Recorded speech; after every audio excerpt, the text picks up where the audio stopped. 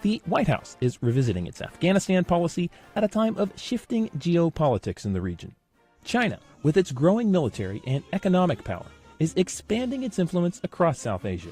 But Donald Trump sees a bigger role for India, the other regional power player. We want them to help us more with Afghanistan, especially in the area of economic assistance and development.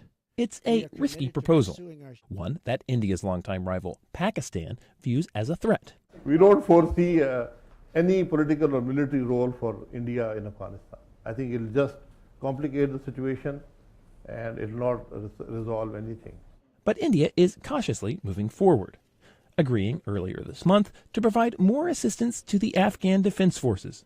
The country has already provided more than $2 billion in economic aid to Afghanistan. Afghan officials say they want friendly relations with both countries and insist most of India's investment has been on the soft side. Health sector, education, infrastructure, and democratic institutions. No country or no one should object on that. But many in Pakistan do object, and the longtime Indian rival could feel pressured to increase its alleged support for Afghanistan-based militant groups as a counterweight, says Shamila Chaudhry, who worked on South Asia policy under Barack Obama. So in this way, the policy that the Trump administration has designed actually contradicts itself. On one hand, we're going to put more pressure on the Pakistanis. We also want them to do more for the United States, and we want them to end relationships with these militant groups.